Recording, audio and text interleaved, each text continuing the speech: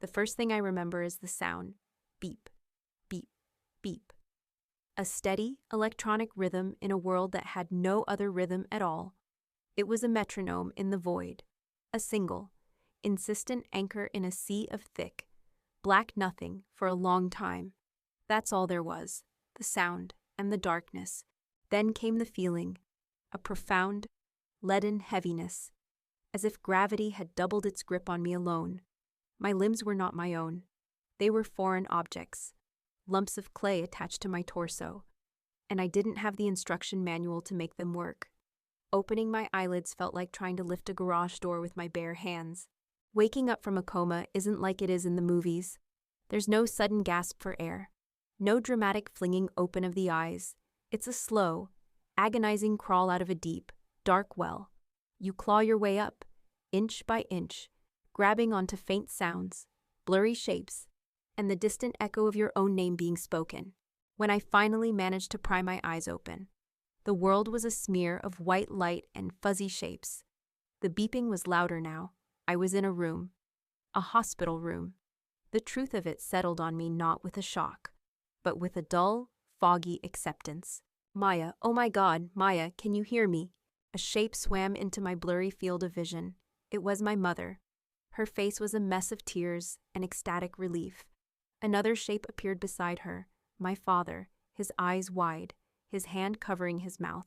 Her eyes are open. She's awake, Leo. Get the nurse? She's awake. My brother, Leo, a younger, handsomer version of my father, appeared at the foot of the bed, his face pale with shock before breaking into a wide grin.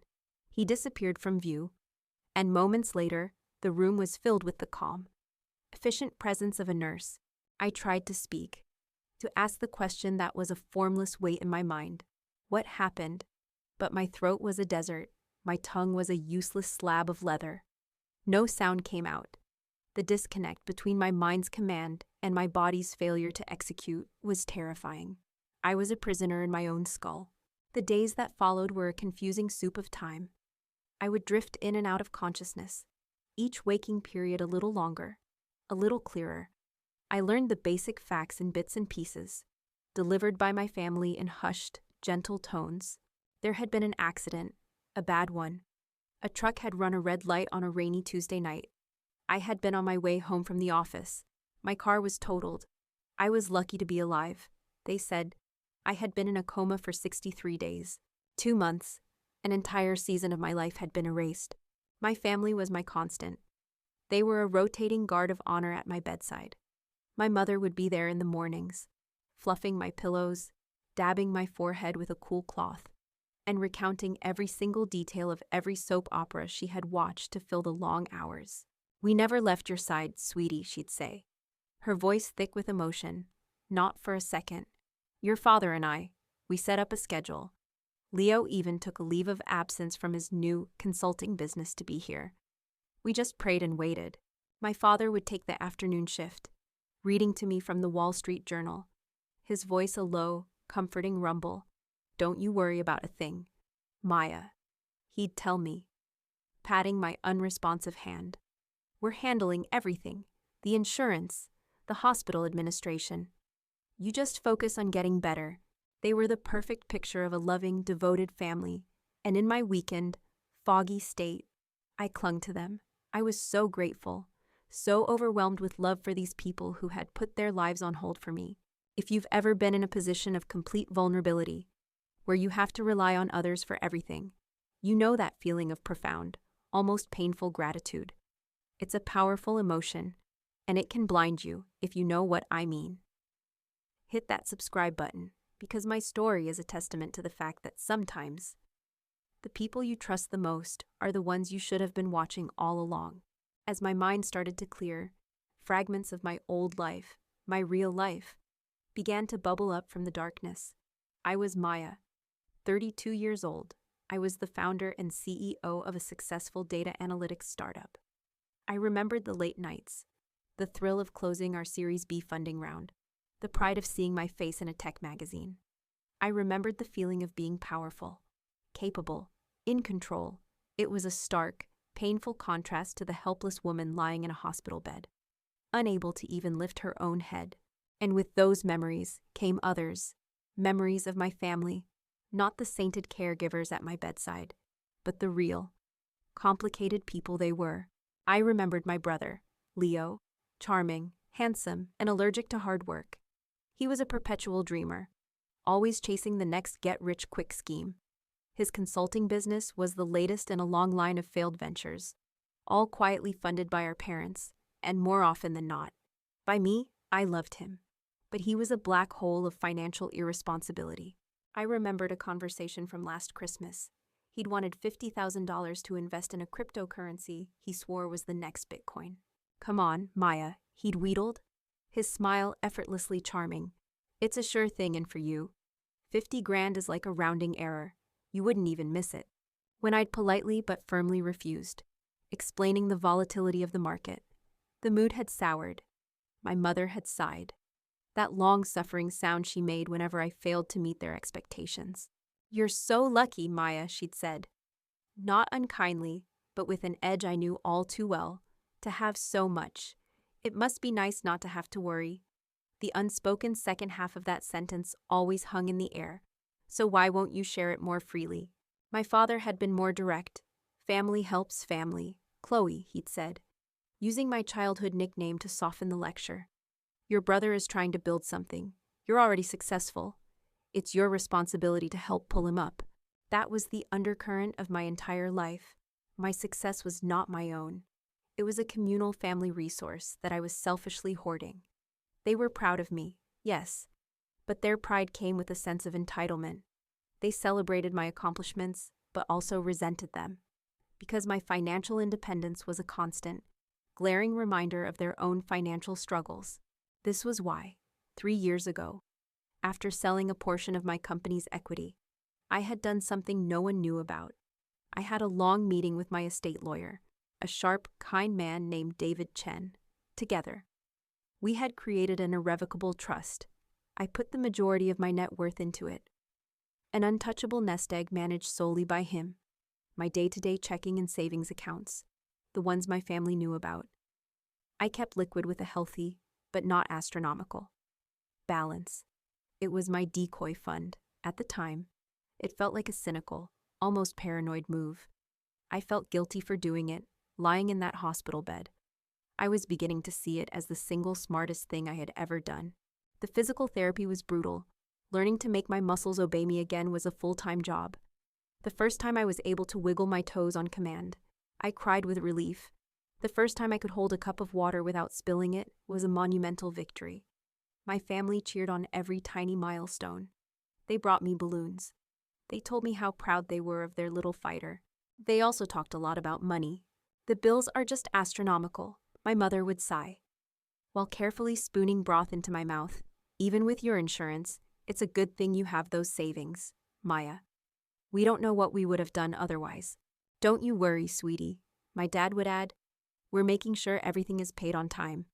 Your credit score won't take a hit, I promise you that." It all sounded so responsible, so caring. They were protecting me, handling the burdens so I could focus on healing. The gratitude I felt was immense. The first, tiny discordant note came from Leo. It was about 6 weeks after I'd woken up. I was finally able to sit up in a wheelchair for short periods. Leo was pushing me down the hallway for a change of scenery. He was chattering away about a new TV show he was watching, showing me clips on his brand new phone, the latest model, I noted absently. He was wearing a watch I didn't recognize, a sleek, expensive-looking silver one. I figured he'd treated himself. "And so then the detective realizes the killer was his own partner," he said, laughing. "Wild." "Right." I managed a weak smile. My voice was still a raspy whisper, but it was coming back. "Sounds good," I croaked. "Yeah, hey, listen," he said, suddenly turning serious, his tone shifting to one of magnanimous responsibility. "I just want you to know, you don't have to worry about a thing while you're in here. I've been taking care of everything for you." "Everything?" I whispered. "Yeah, all the boring adult stuff," he said, waving a hand dismissively. "Your apartment rent, your car payments, your credit card bills. I got power of attorney since you were, so I've been able to handle all your expenses, pay everything from your account. It's all taken care of." He smiled. A proud, self-satisfied smile. The smile of a man who believed he was doing a great, noble thing. He expected me to be grateful, and on the surface, I nodded and whispered, "Thank you, Leo, that's a relief." But inside my head, a small, cold alarm bell had started to ring. It was quiet at first, almost drowned out by the fog of my recovery and my gratitude. But it was there. Power of attorney. They had to get a court to declare me legally incapacitated to get that. It made sense, given the circumstances. But then, handle all your expenses. I was a meticulous planner. All of my recurring bills were on autopay. My rent, my car, my utilities, my credit cards. They were all set up to be paid automatically from my checking account. As long as the funds were there was nothing for him to handle. The only thing he would have needed to do was make sure my account didn't run out of money. So what expenses was he talking about? It was a small thing, a tiny inconsistency in their perfect story of selfless devotion. A question mark on a page that was supposed to be filled with answers. I pushed it down. I told myself I was being ungrateful, suspicious. I told myself he was just trying to feel important, to feel like he was contributing. But the little bell kept ringing. A faint, tinny beep, beep, beep in the back of my mind. A sound that was beginning to feel just as ominous as the hospital monitor that had welcomed me back to the world. The little alarm bell that had started ringing in my head after Leo's comment didn't go away.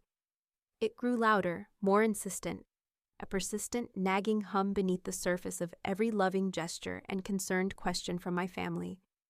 I started watching them, really watching them. Through the fog of my recovery, I noticed things.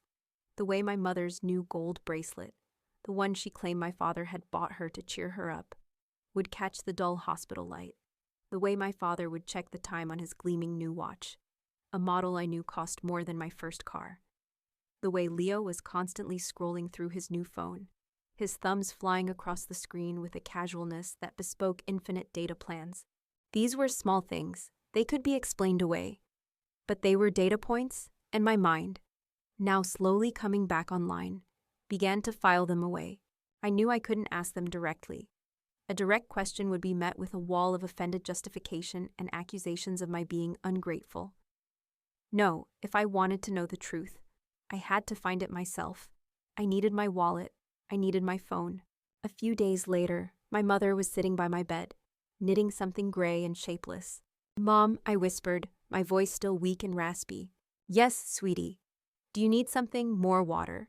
She put her knitting down instantly, all her attention focused on me. "My purse," I said. "Could you bring it to me next time you come? There's a photo of my old cat, Mittens, in my wallet. I'd just like to look at it." It was a weak, sentimental excuse, but it was the most non-threatening thing I could think of. "Oh, honey, of course," she said, her eyes welling up with tears. "You're starting to remember things. That's wonderful. Your father brought all your personal effects back to the house after the accident. I'll bring your purse tomorrow morning, first thing." She was true to her word. The next day, she arrived with my familiar leather handbag. It felt strange and foreign in my lap.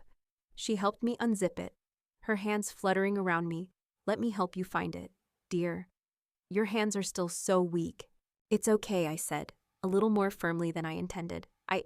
I need to do it, for the therapy." She backed off, looking slightly wounded, but she accepted the explanation, with clumsy, trembling fingers. I rummaged inside. I found my wallet. I opened it, my heart pounding, and pulled out the old, faded photo of my fluffy gray cat.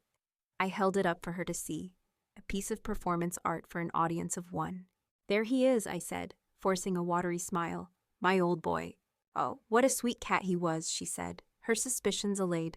Later, after she had left, I examined the contents of my wallet, my driver's license, a few crumpled receipts, and my debit card. It was still there. A small measure of relief washed over me. Maybe I was wrong. Maybe I was being paranoid. The final piece of the puzzle, the catalyst for the horrifying revelation, came in the form of hospital food. For weeks, I had been subsisting on a diet of bland, mushy, overcooked everything, my taste buds, slowly waking up along with the rest of my senses, were screaming for something, anything, with actual flavor. That evening, I had a craving so intense it was a physical ache. I wanted a bowl of pho. Real, fragrant. Star anise and cinnamon-scented beef noodle soup from the little Vietnamese place near my apartment that I loved. I had my phone now. I could use a delivery app. It was a simple, normal thing to do. An act of reclaiming a piece of my old life. With my phone propped on my knees, I slowly, carefully navigated the app. I found the restaurant. I selected the extra-large bowl of pho Thai. My mouth was literally watering. I went to the checkout page. The total was $18.50, a small, insignificant amount. I entered my debit card number, my fingers still clumsy and slow. I double-checked it. I typed in the expiration date and the CVV code. I pressed the place order button, a spinning wheel, and then, in stark red letters, payment declined. I stared at the message, confused. That couldn't be right. I knew for a fact there was, or should have been, well over $300,000 in that account. It was my primary operating fund for my life and my business payroll. I must have typed it in wrong. I went back and painstakingly re-entered the numbers. Checking each one, I pressed the button again. Payment declined. A cold, sick feeling began to spread from my stomach through my entire body. This wasn't a typo. This wasn't a glitch in the app. The little alarm bell in my head was no longer a quiet hum. It was a shrieking fire siren. I waited until the hospital fell into its nighttime rhythm, until the lights in the hallway were dimmed. The chatter from the nurses' station subsided, and the only sounds were the familiar, steady beeps of the monitors and the soft snores of the patient in the next room. My heart was hammering against my ribs so hard I thought it might show up on one of the machines I was hooked up to. My hands shook as I navigated to my bank's website on my phone. The login page seemed to mock me with its cheerful blue and white logo. I typed in my username, then my password. My fingers fumbled the first time, and I had to start over. Breathe, Maya, breathe! I successfully entered my credentials and hit log in. The page loaded with agonizing slowness over the weak hospital Wi-Fi. And then I saw it. The page was familiar, but the numbers were alien. A science fiction horror story. Checking account balance $117.34. Savings account balance 0.0. I blinked. I refreshed the page. The numbers remained. Stark and brutal. $117.34. That was all that was left of my life's work. The rest, the buffer, the security, the fruits of years of sleepless nights and relentless ambition was gone. An empty well. My breath hitched in a sob. I slapped a hand over my mouth to stifle the sound. I couldn't break down. Not yet. I had to know. I had to see the proof. With a trembling finger, I tapped on transaction history. I set the date range for the past 3 months, and I began to scroll. It was a chronicle of a betrayal so profound, so complete, it defied comprehension. It was a detailed accounting of my family feasting on my comatose body. The first transactions, just days after my accident, were large wire transfers, 2 of them for $25,000 each, sent to Leo's bank account. The memo line for both read simply Family Emergency Fund. Then the spending began. At first, it was almost plausible. Charges from high-end grocery stores, meal delivery services, things they could justify as necessities while they were so stressed taking care of me. But then the timeline shifted. 2 weeks into my coma, the spending became bolder. Charge BMW of North America, $15,000. Wow. A down payment for Leo's new sports car on the same day that, according to my medical chart, I had developed pneumonia and was fighting a raging fever. I kept scrolling, my vision blurring with tears of rage. Charge Tiffany & Co. $8,750 Ecuador. My mother's new diamond earrings and the bracelet, bought on a Tuesday. The same Tuesday my chart noted I'd had a seizure. Charge Precision Watches and Jewelry, $12,200 SAR. My father's Rolex. The list went on and on. It was a cascade of greed. Saks Fifth Avenue, Neiman Marcus. A custom home theater installation for their house. New golf clubs for my dad. A $5,000 charge to a high-end interior designer for a kitchen consultation for my mom. They were renovating their house with my money. I felt a wave of nausea so intense I had to put the phone down and squeeze my eyes shut. I tried to imagine their conversations. Maya would want us to have nice things, We work so hard taking care of her. We deserve a little treat. It's not like she's using the money right now. Anyway, but the worst was yet to come. I picked up the phone again, my hands slick with sweat. I scrolled down further, to a period about a month ago, and there it was. The final, unforgivable sin. 4 charges, all on the same day. Charge United Airlines, $16,432.80. Charge Four Seasons Resort, Maui, $22,850 charge Blue Hawaiian Helicopters, $2,180 charge Old Lahaina Luau, $960 Parkika. They went to Hawaii, first class. They had packed their bags, driven to the airport, and flown to a tropical paradise for a week-long luxury vacation while I was lying in this bed, tangled in tubes, my brain struggling to heal itself. They had sipped Mai Tais on the beach with my money while nurses were turning my unconscious body every 2 hours to prevent bed sores. They had taken a goddamn helicopter tour of an island while I couldn't even control my own limbs. That was the image that broke me, the sheer, monstrous audacity of it. The absolute lack of love, of empathy, of basic human decency. I started to sob, not loud, hysterical sobs, but the silent, racking, body-shaking sobs of absolute and total heartbreak. The tears streamed down my face, hot and endless. Every loving word they had spoken to me since I'd woken up was a lie. Every concerned touch was a lie. Their entire performance of a devoted family was a grotesque charade, a play they were performing to mask their identities as thieves. They weren't my family. They were vultures, and they had been waiting for me to die so they could pick the rest of the bones clean. I cried until there were no tears left, until I was just a hollowed-out shell of a person lying in the sterile darkness of a hospital room. The grief was a physical weight, crushing me, but as the hours passed, and the first gray light of dawn began to creep through the window, something else started to stir in the wreckage of my heart. The grief was still there, but beneath it, a new feeling was taking root. It was cold, it was hard, it was the absolute, diamond-hard certainty of pure, undiluted rage. I picked up my phone one last time and looked at the screen. 117:34 out. They had left me with just enough for a few more bowls of soup.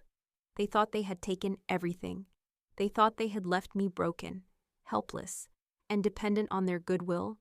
A new thought formed in my mind, clear and sharp as a surgeon's scalpel. You thought this was my only account.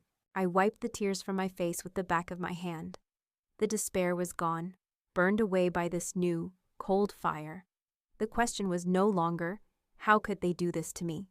The question was, what am I going to do to them? The morning after my discovery was the beginning of my new life as an actress. It was the hardest role I have ever had to play.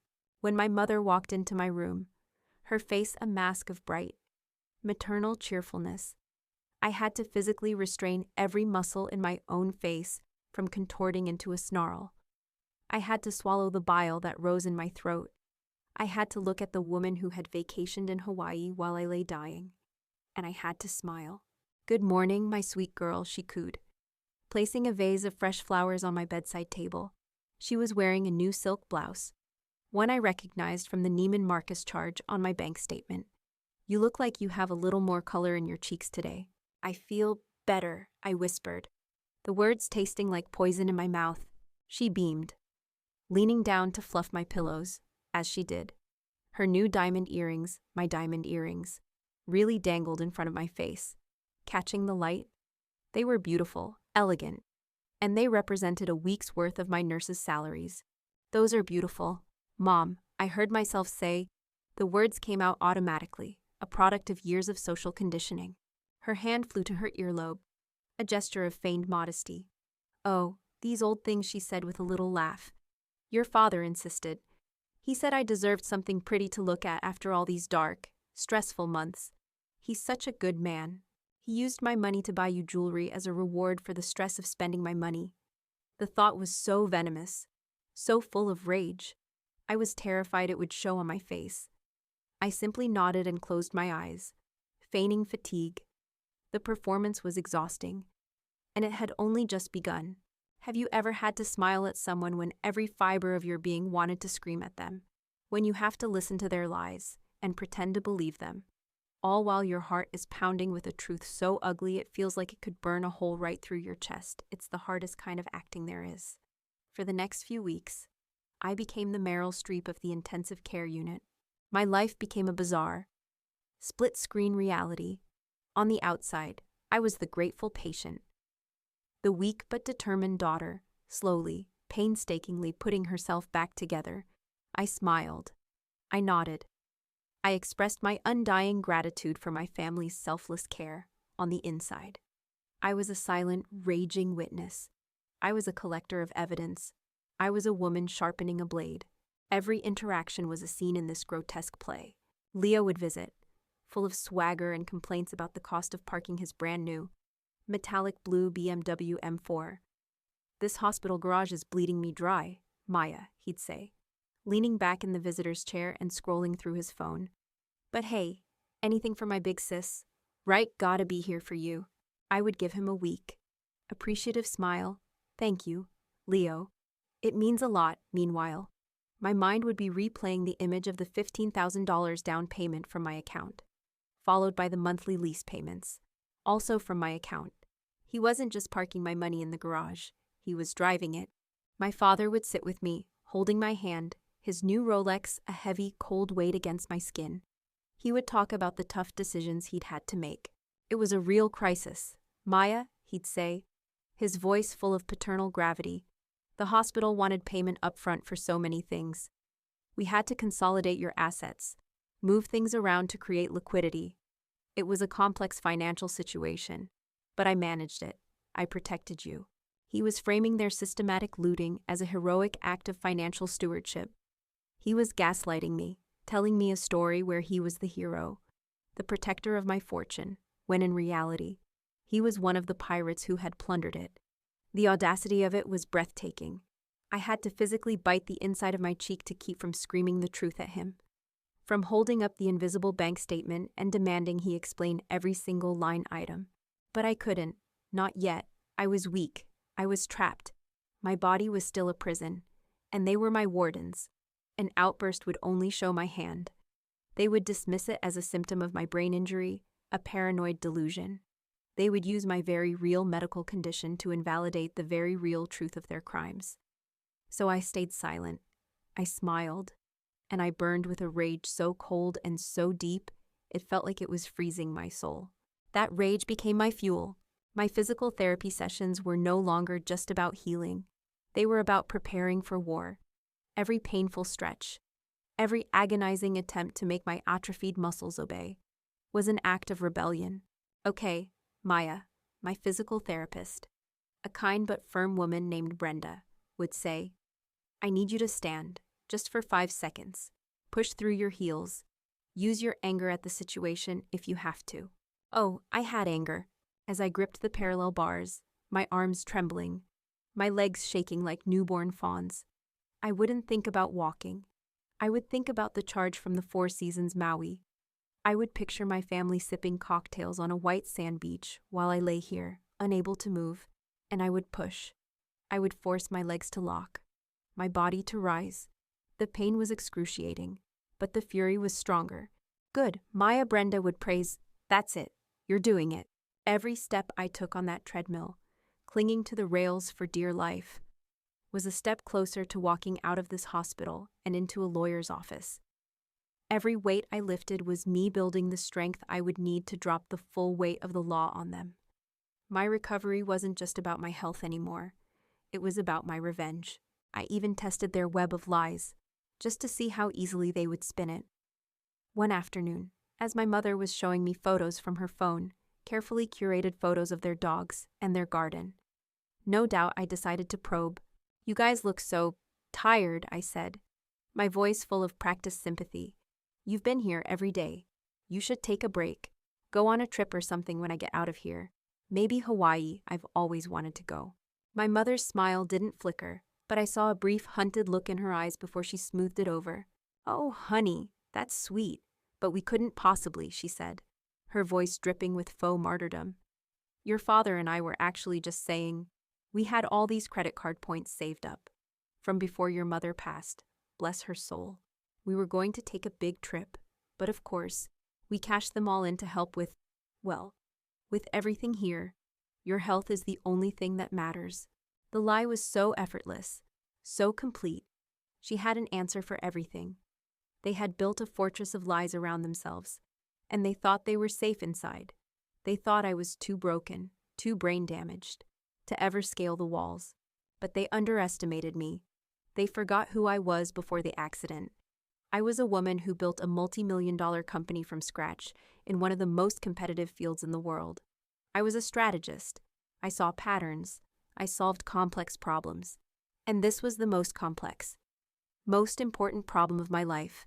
The final straw came during a visit when all three of them were in the room. I was finally able to take a few, shaky, unassisted steps. They applauded as if I had just won an Olympic medal. "Look at our girl," my dad boomed, his face alight with what looked like pride. "Nothing can keep her down." "We're so proud of you, Maya," my mom said, dabbing at her eyes. Leo put his arm around me. "See, I told you. You're a fighter. Now that you're getting better, we can finally relax. Man, the stress has been unreal. I think I've got an ulcer."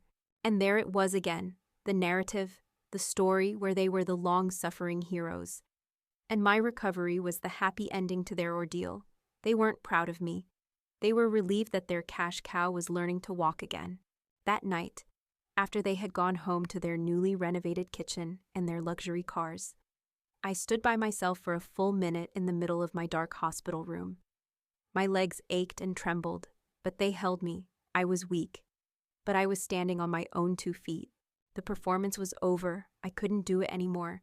I couldn't spend another day smiling at their faces, listening to their lies, and choking on my own rage. Playing the part of the broken victim was exhausting, and it was keeping me from what I needed to do next. It was time to stop being a patient. It was time to start being a client. I made my way to the small desk in my room, sat down at the hospital-issued computer, and with slow, deliberate fingers, I opened a web browser. I didn't go to my bank's website. I didn't need to see that empty well again. I knew what was there. Instead, I navigated to the secure client portal of a discreet law firm in the city. I typed in a username and a password that no one in my family knew existed. The portal opened. I clicked on Compose Message. I addressed it to a name my family had never heard me speak. To David Chen. The subject line was simple. Subject: it happened.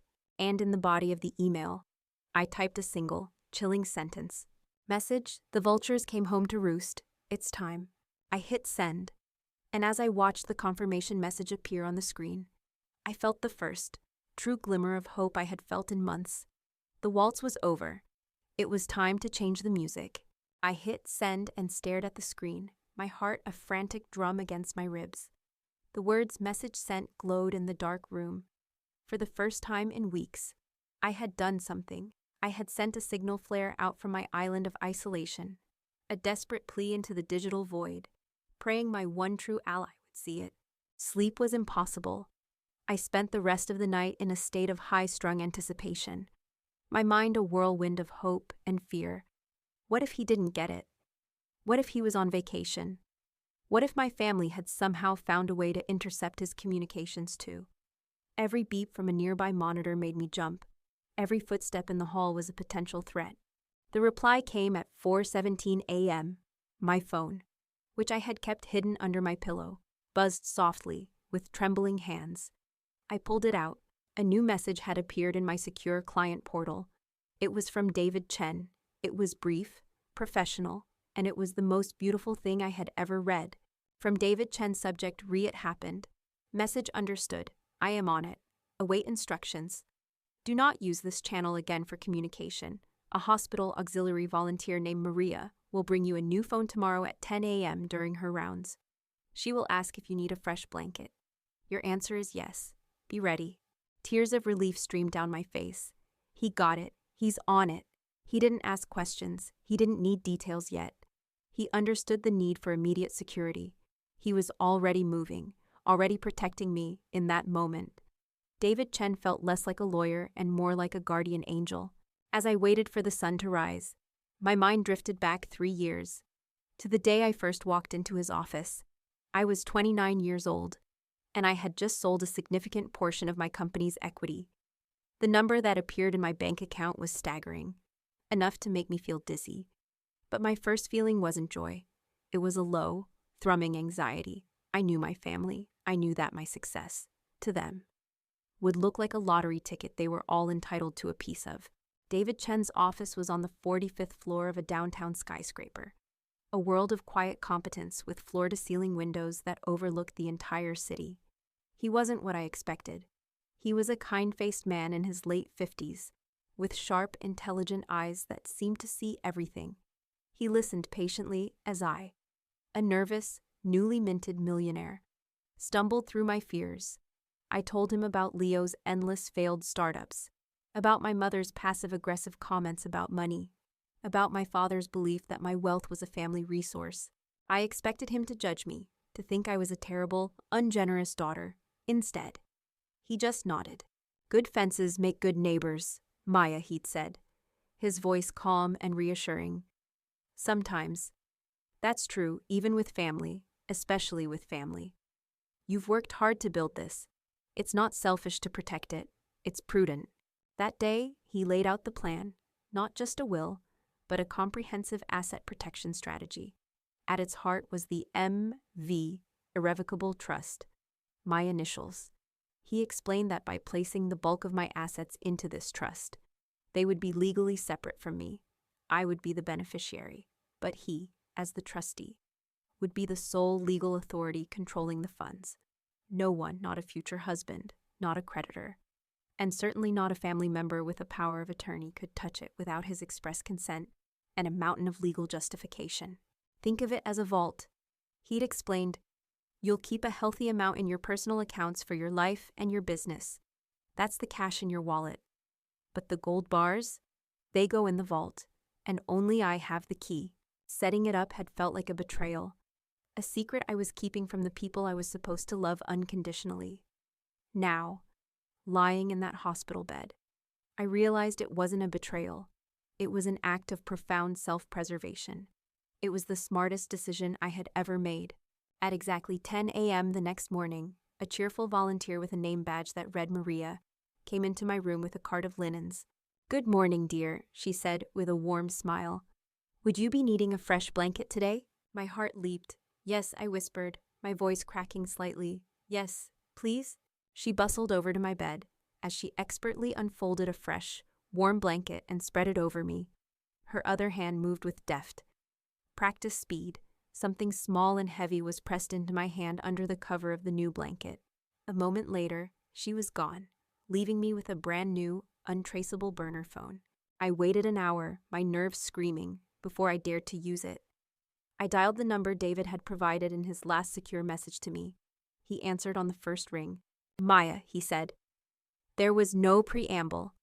His voice was the same as I remembered, calm, steady, but with a new undercurrent of cold, controlled anger.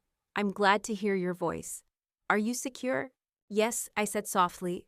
"I'm alone." "Good. I have received the initial bank statements from your primary accounts.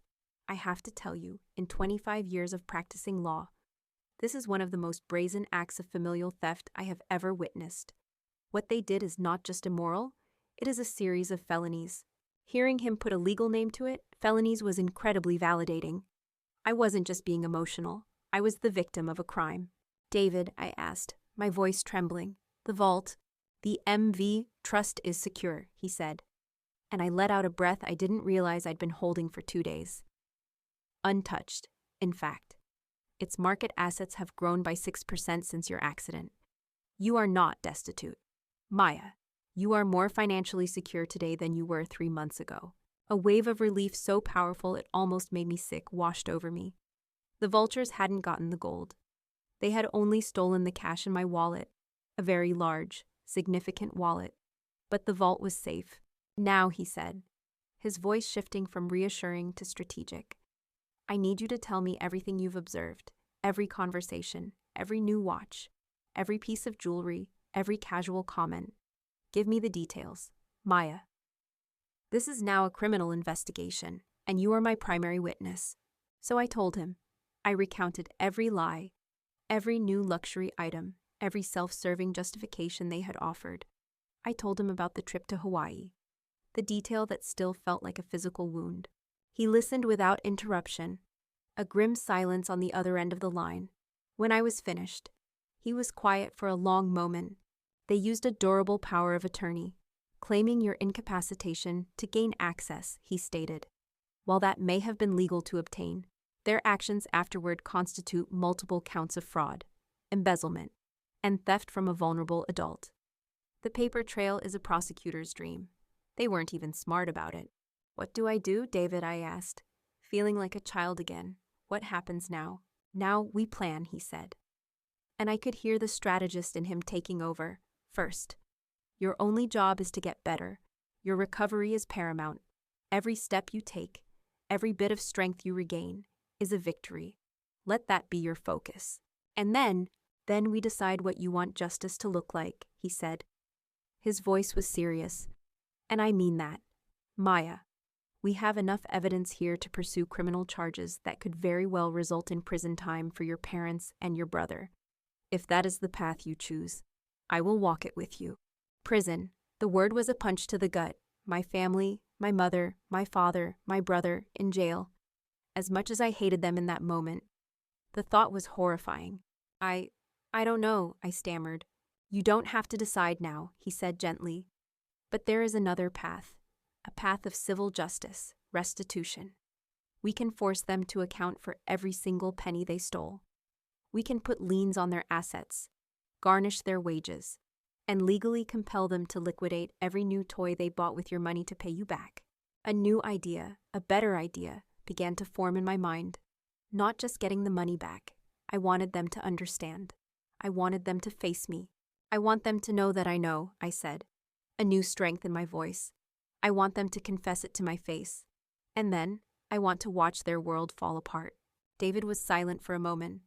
I could almost hear the gears turning in his sharp, legal mind.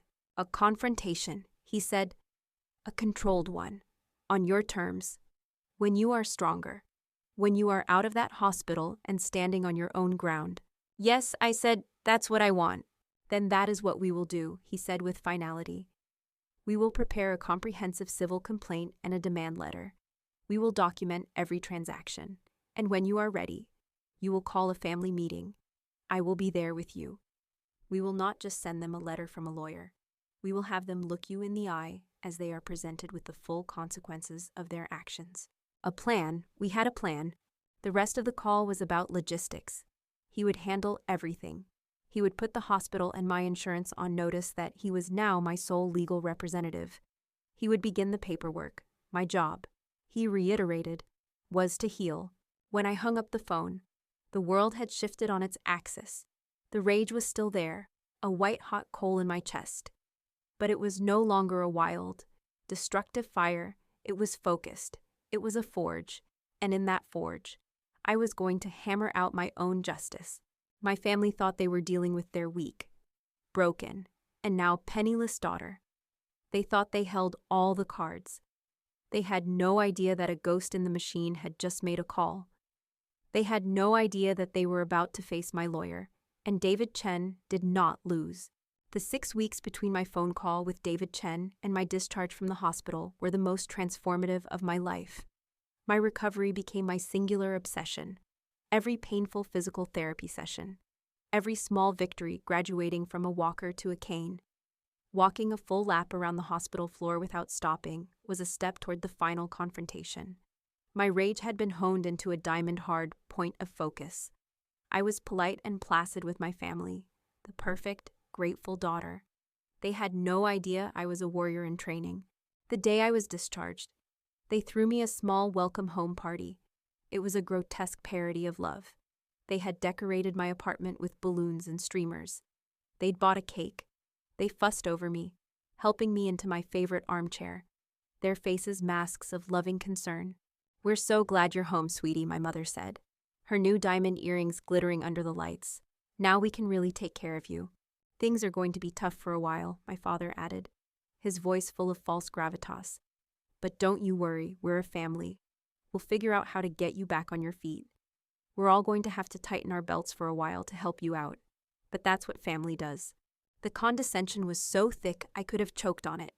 They saw me as a broken bird, a charity case they could now control through their magnanimous support. I let them have their moment. I smiled my weak, grateful smile, and then I set the date. "Thank you all so much," I said, my voice carefully fragile. "I'm so lucky to have you. Could we all get together on Saturday for a proper family meeting to talk about the future, about finances and everything?" They exchanged glances, their eyes gleaming with a mixture of pity and triumph. This was it. The moment their broken, destitute daughter would officially ask for their help, cementing their control. "Of course, honey," my dad said, patting my hand. "Whatever you need, we'll be here." Saturday afternoon. They arrived at my apartment, the three of them moving as a unit. They walked in with an air of somber proprietorship, as if they were already mentally measuring the rooms for Leo to move into. They'd brought a casserole, the ultimate symbol of patronizing care. We sat in the living room. I took the armchair, my cane leaning beside me, a prop that reinforced their image of me as a cripple. They sat opposite me on the sofa, a united front of false sympathy. My mother started, "Maya, honey, we know this is hard, but you have to be realistic. With your savings gone, you probably won't be able to keep this apartment for long. But don't worry, Leo has already cleared out his spare room for you. You can stay with him for as long as you need." "Yeah, sis," Leo chimed in, leaning forward with an earnest expression that made me want to be sick. "You can get back on your feet, and I won't even charge you rent for the first few months. We'll get through this together." My father nodded gravely. "We've already been in touch with a financial advisor on your behalf to look into disability benefits and things like that. It's a long road, but we're here to manage it for you." They had it all planned out. My new life, as their dependent, their permanent charity case. They had stolen my past, and now they were graciously offering to manage my impoverished future. I listened. I let them lay out their entire, insulting, condescending vision for my life. I let them talk until they had run out of generous offers and empty platitudes. And then I just sat there, looking at them, letting the silence stretch. The silence made them uneasy. They started to shift on the sofa. My mother cleared her throat. "Well, what do you think?" "Honey, it's a good plan, isn't it?" I was about to answer when the doorbell rang, a sharp, clear chime that cut through the tense atmosphere. They looked surprised. "Are you expecting someone?" Maya, my father asked. A small, cold smile touched my lips for the first time. "Yes," I said, "I am."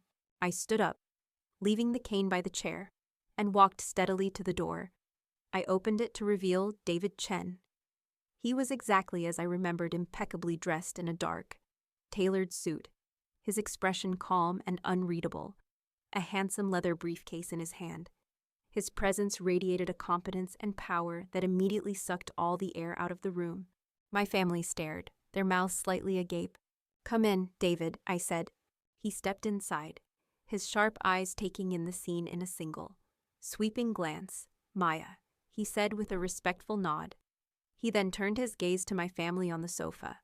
They looked like three startled mice who had just seen an eagle land in their nest. "Who is this?" my father demanded, his voice puffing up with a false sense of authority. "This is my lawyer, David Chen," I said calmly.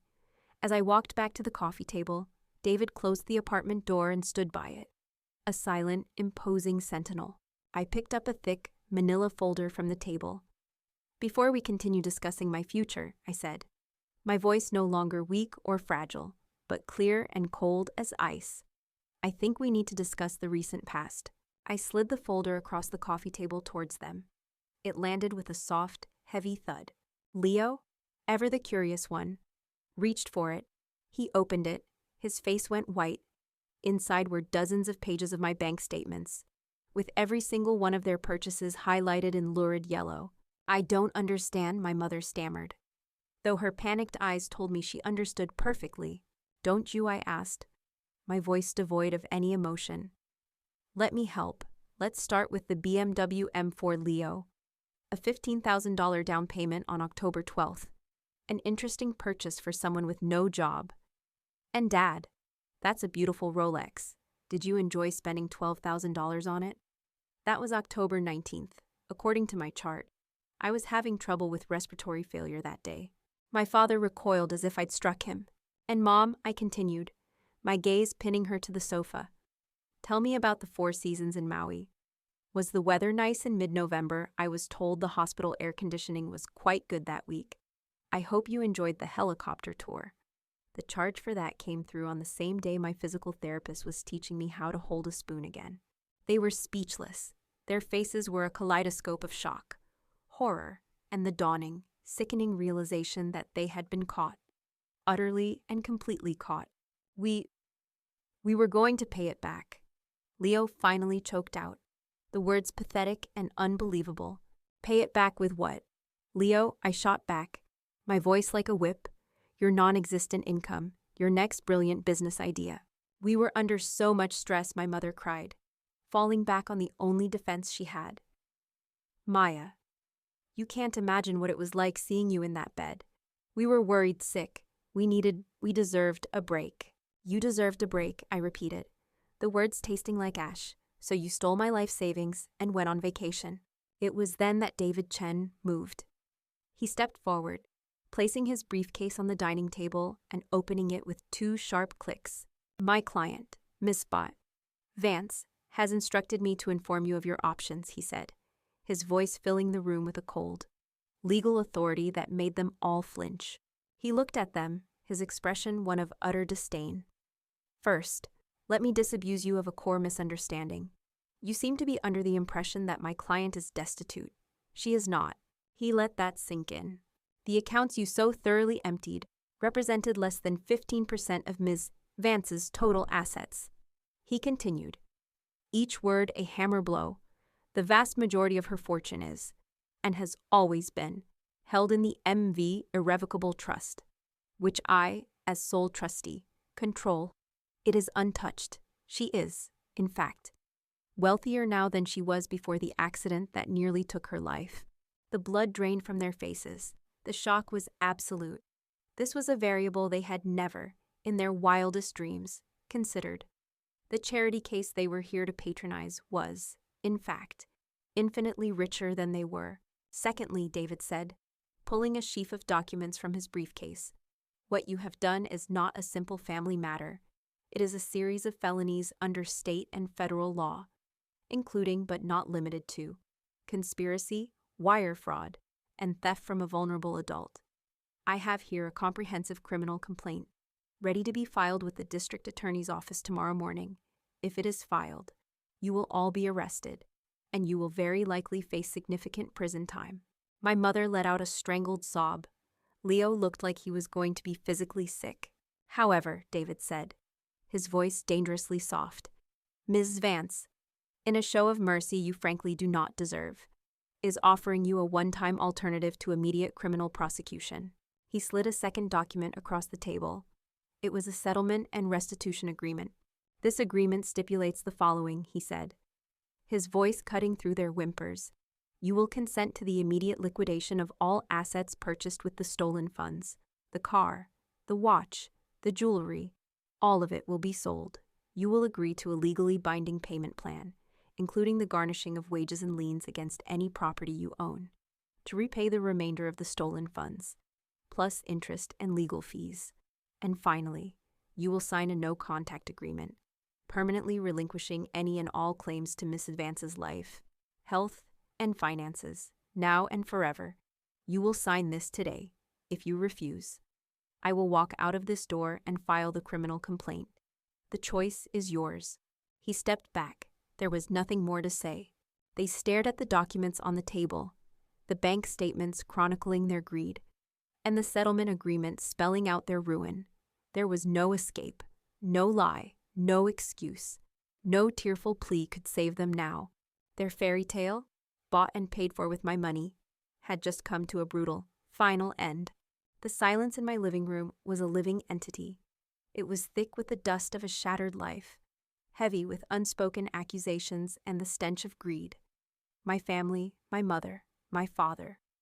My brother stared at the settlement agreement on the coffee table as if it were a venomous snake. Their faces were ashen, their arrogance and condescension having evaporated. Leaving behind the raw, ugly truth of their characters, they were thieves. caught and cornered. My father was the first to break. He seemed to shrink before my eyes, the proud, authoritative patriarch deflating into a stooped, broken old man. He picked up the pen with a trembling hand, not even attempting to read the document. He knew what it said. It said his life of comfortable illusion was over. He signed his name on the line, his signature a spidery, hesitant scrawl, nothing like the confident loops he used to sign on company checks. My mother followed, her movements jerky, her face streaked with tears of self-pity, not remorse. She signed her name with a resentful flourish, slamming the pen down as if it were my fault, as if I were the one who had forced her hand. Leo was the last. He looked at me, his eyes burning with a hatred so pure it was almost impressive. He wasn't sorry. He was just sorry he got caught. He snatched the pen, signed his name with angry, slashing strokes, and then shoved the papers back across the table. "Are you happy now?" he spat, his voice dripping with venom. "You've destroyed this family." I looked at him, at all three of them, and for the first time, I felt nothing, no anger, no sadness, not even pity. They were strangers to me now, their emotional hooks no longer embedded in my heart. There was no family left to destroy. "Leo," I said, my voice quiet and final, "you three took care of that while I was in a coma. You just didn't realize it until today." David Chen stepped forward and gathered the signed documents, placing them methodically into his briefcase. "You will be contacted by my office within 48 hours, with instructions regarding the liquidation of assets," he said, his tone leaving no room for negotiation. "I suggest you comply, promptly." He then walked to the door and held it open, a silent, unimpeachable command to leave. They stood up, a trio of ghosts. They didn't look at me as they walked out of my apartment. They couldn't. I watched them go, one by one. I watched the door close behind them, and then I let out a breath I felt like I had been holding for my entire life. It was over. I was free. The weeks that followed were an exercise in dismantling a life built on lies. David was ruthlessly efficient. Leo's BMW was repossessed from his apartment complex and sold at auction. My mother's new diamond earrings and my father's Rolex were appraised and sold from under their noses by a court-appointed agent. A lien was placed on their home, the home I grew up in, ensuring they couldn't sell it or borrow against it until their debt to me was settled. The first restitution check arrived in the mail a month later. It was for a paltry sum. The first of hundreds of such checks they would have to send for the rest of their lives. I didn't cash it, I framed it. I hung it on the wall in my home office, a stark, simple reminder. It wasn't about the money, it was about accountability. It was the price of admission back into a world of consequences. I sold my old apartment. It held too many memories, too many ghosts, with a small portion of the funds from the MV Trust. I bought the condo with the sun-facing windows. I began the slow, arduous process of building a new life, not on the broken foundation of my old one, but on fresh, solid ground. Now, a year has passed. My body is healed. The cane is gathering dust in a closet somewhere. Last month, I hiked to the top of a mountain and watched the sunrise. My legs were strong, my lungs were clear, and the air tasted of freedom. The physical scars from the accident have faded, and the emotional ones, well, they are a part of me now. They are not wounds anymore. They are reminders of my own strength, of my own capacity to survive. I didn't go back to my old company. That life, that version of Maya, was tied to the woman who felt a constant, low-grade guilt for her own success, the woman who let her family's entitlement chip away at her peace. Instead, I used my resources to start something new. David Chen and I established the Phoenix Foundation, a nonprofit that provides financial and legal support to accident victims who are being exploited by their families or insurance companies. We fight for the vulnerable, for the people who don't have a secret trust fund to save them. We are their vault. We are their David Chen. My pain has been transmuted into a purpose. My family is no longer my family. I have not seen or spoken to them since the day they signed those papers. I hear things. Sometimes, through the grapevine, I hear they had to sell their house and move into a small rental. I hear Leo is working a menial job he hates. I hear their lives are small and bitter. I feel no joy in this knowledge, but I feel no sorrow either. Their fate is a product of their own choices. They built their own prison. My real family, my chosen family, is small but mighty.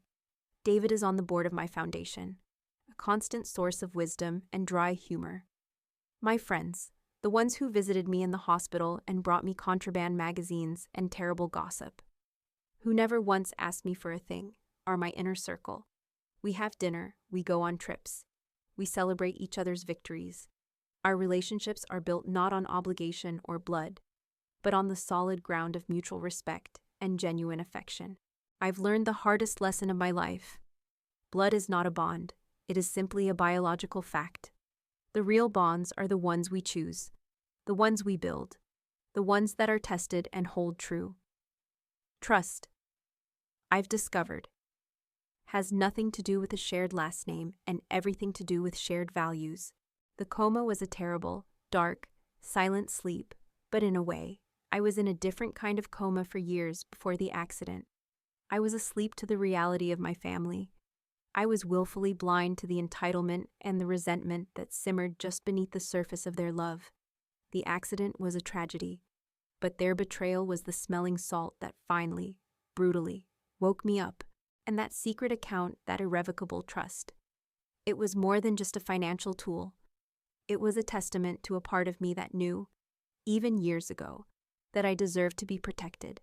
It was an act of love from my past self to my future self. It was the quiet, prudent voice of a woman who knew, deep down, that she was worth saving. So this is my final message to you, the person on the other side of the screen. Maybe you're in a situation where you feel that guilt, that unspoken obligation to a family or a partner or a friend who doesn't respect you, who sees your success as their resource, who makes you feel small so they can feel big. It is okay to build a fence. It is okay to have a vault.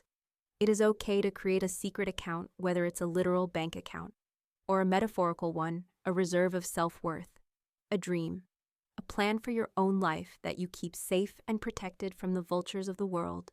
You are not selfish for protecting what you have built. You are wise.